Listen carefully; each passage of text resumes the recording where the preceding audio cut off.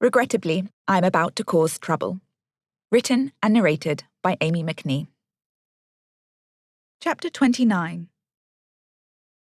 Her Majesty sent for Hildy, and as we waited, I made the Queen a charm out of her bodice.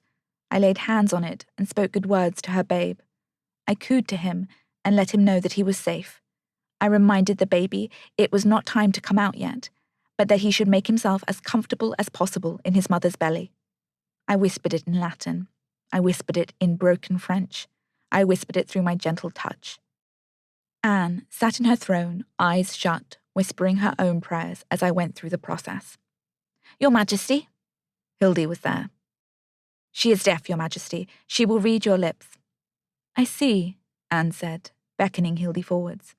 You must leave, she said to the guard at the door. He gave it a moment's pause, and then left. He is a spy like you, Maude, said Anne, teasingly. Hildy threw me a look. What can I do for you, Your Majesty? I have brought you here as my confidant. My physician is, like Maude, like my guards, like most everyone at court, a spy. Again she threw me a wicked smile. I need you to be on my side, the mother's side. Anne was speaking clearly, but not condescendingly. Hildy had understood. I am always on the mother's side, Your Majesty. Hildy's voice was true, deep, and filled with conviction. My stomach turned over, first with the power of her words, but then with fear. We were meddling in dangerous affairs. We were putting our very lives in peril by going behind the king's back. How can I serve you? Hildy asked. Do not you know through your witch's sense? Are you bleeding? Maude told you. Hildy inclined her head. How old is the babe, Your Majesty? It has been over 3 full moons since my last regular bleed. Hildy nodded. May I touch your belly, Your Majesty? You may. Maude has just blessed my bodice and belly with her work, so make sure you do not disturb her magic. I felt a deep love for her as she spoke those words. She was so earnest, so respectful of my power, so desperate to save her baby. I would examine you somewhere with a bed, somewhere more private. Anne nodded and got up, taking us into the next rooms. Again, I felt the nerves. I was suddenly this woman's carer, her baby's earthly guardian. I was filled with a fierce need to protect, and I stared at the guard on her sleeping chamber door with a vehement glare. Don't fucking spy on this woman. She is an angel, I said through my squinted stare. He looked confused at my reaction and a little bit scared. He was also dismissed. These were secret things we did. Secret, dangerous things. Hildy got out her tinctures and herbs and laid them at the end of the Queen's bed. She closed the curtains and asked Anne to get undressed. The Queen did not fear nudity. I helped her undo her corset and she placed her charmed bodice with deliberate care on the bed, then handed me the rest of her skirts to drape over a chair on the other side of the room. She returned to her mattress and lying down, she gestured for me to pass her the charmed corset. Best to keep this near, I think, she whispered. I was now glaring at Hildy. Take care of this woman, Hildy, I tried to say into her mind. Why don't you tell Her Majesty stories as I investigate what is going on? Suggested Hildy. Of course. What story would you like to hear, Your Majesty? I sat cross-legged up by her head, and she turned to me. Your story. Hildy was focusing on Anne's belly and could not hear what we were talking about. How is your mother here, and why is she pretending that you are not her own? You will keep a secret? Will you keep my secrets? Yes, I said, my hands now unpleasantly moist with sweat. I believed my words. I did not want to betray this woman to the king. But my conviction meant my very life was in peril. I was not ignorant to Henry's ways. I was no fool. I knew his power.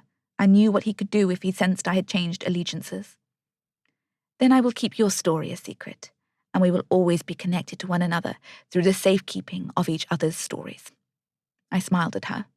I liked the idea we would always be connected. Agreed. What is your name? Lady Magdalen Beckett, formerly of my father's name, Shaftsberry. You're the one that died of the Spanish flu. Aye, I am deceased. Why? I saw Anne wince a bit as Hildy touched her belly. May I show you something, Your Majesty? You may. I lay down next to her, pulled my skirts up around my own belly, and tried to show her my mark. Your witch's mark, It's very big. My husband, Edward Beckett, he thought it was a sign of witchcraft, though then I was but a virtuous maid. He thought I would bewitch his cock. Edward Beckett, she repeated, thinking. He is at court. Have you seen him? I have. What happened? I bewitched his cock. She laughed, but then cringed and looked down at Hildy. You're hurting her, Hildy, I snapped. Hildy had not been watching us, so she had not noticed I had spoken. I tapped her shoulder. Be careful, I said clearly. You are getting cramping, Hildy asked, ignoring me. I am, but nothing like the labour I had with Elizabeth. No quickening as of yet. Nay, but Elizabeth was late to her quickening. Her whole body was taut. Here. Hildy made her drink something, and her body relaxed. Has your belly grown much in this past month? It has grown. She was defensive. Much? Not as much as with Elizabeth. It was not good news. I could feel it seeping off Hildy's body, a smell of foreboding. I think you should spend as much of your time lying flat as you can, Your Majesty. No, not lying in, not yet. I have half a year to go. No, we will not call this lying in, Hildy said reassuringly. It's just some precautionary bed rest, to not overexcite your babe. Anne nodded slowly. The door banged open. I jumped off the bed. Hildy hadn't heard it, but she had seen Anne's face turn ghostly white, then red with rage. How dare you enter my rooms unannounced? The Queen's voice was very loud and very low, like a man's. Hildy made sure Anne was covered, then, unhurried, she turned. I was on the floor by the left of her bed, away from the intruder. Anne. It was the Duke of Norfolk, the Queen's uncle. What is wrong? Who is this? She is a midwife, checking on my babe. Why have you barged into my rooms? The king has fallen off his horse. Anne sat up abruptly. Hildy held her back. I was still on the floor on the other side of the bed. I wasn't even sure he had seen me. Is he? He is alive, but he is unconscious. Uncle, Anne wailed. Hildy was rubbing her back slowly. I couldn't move. I thought you should know. He looked at Hildy with the utmost contempt and turned on his heel to leave. Get me dressed. I must go to my husband, she shouted at Hildy. Is that for the best, Your Majesty? I asked. Get her dressed, Maude. Hildy gave me a warning look. We did so, and then left her to a guard to take her to her husband, the king. You shouldn't have let her go. This sort of thing could distress her child, I signed to Hildy, as the door banged shut. I think the baby is already gone, Maude. The king was not badly harmed, but he had been 2 whole hours on his back, blacked out, and the festive spirit had soured. Later that night I returned with Hildy to the Queen's chambers. The king had woken, and his physician had declared him out of danger.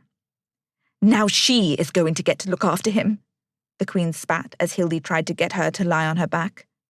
Why don't you get her in here, to look after you, I suggested. She liked that idea. A guard was sent to fetch Lady Jane Seymour. I sat with Anne and Jane Seymour for 3 days straight, returning to my quarters in the evening for sleep and being summoned early the next day. Her other ladies had been in attendance too, my mother included, but none was summoned as much as Jane Seymour and me. On the morning of the 4th day, the king called on me. I was taken through the secret corridor that linked the Queen's room and the king's. It felt very intimate, sneaking through the halls that were designed for husband and wife. The king was also in bed. Perhaps I really had died of Spanish flu, and this was some sort of bizarre afterlife in which I swanned between royal bedchambers. Several men were surrounding the king. I had a moment of panic, thinking perhaps they were giving him his last rites, and that this was the end, and maybe he was asking me to tell his wife that he was dying. No, Maude. Hold your shit together. I sat in my curtsy. They were talking about money, taxes or something. This was not the last rites. He was just working from bed. He sounded well enough. His voice still rang with that all-powerful tone. He asked them to leave. Who is she, Your Majesty? Asked a slimy voice. She's one of the witches brought in for the festive season, Henry said with a clear tone of finality. I don't know if it's a good idea, with your head still. We are not about to fuck, he said clearly. Of course not, Your Majesty. I heard the door close. We're not, are we? he asked. I looked up at him. He was sporting a little grin. I hated myself for liking him a tiny bit. I don't believe so, Your Majesty, I replied. Good. Then we can get straight to business. How is Anne? I think it is good for her to rest. Is the babe dying? I was shocked. I was shocked because he didn't seem shocked.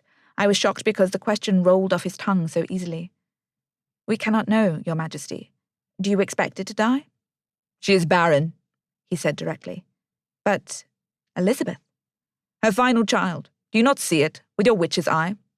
Of course I saw it. Hildy had told me. I bowed my head. Are you feeling better, Your Majesty? I asked. I am mourning the Yuletide spirit, which seems to have fallen from the same horse I fell from, but whilst I survived, it died. I am sure you can resurrect her. I was a metre away from the king's bed. Do you have any understanding of Anne's supernatural powers? I took 2 deep breaths.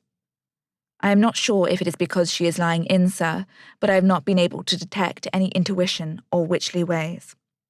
This annoyed him. He tutted and looked away from me. There is still time for me to watch her, Your Majesty. I was suddenly scared he was going to ask me to stop spying. I liked to be by this woman's side. How much longer must she lie in? I believe 1 more day fully on her back. Very well, he sighed. You can have the rest of the day off. My council hath told me it is a pleasant day outside, though they insist I don't enjoy it. Go, enjoy what is left of the festivities. Thank you, Your Majesty.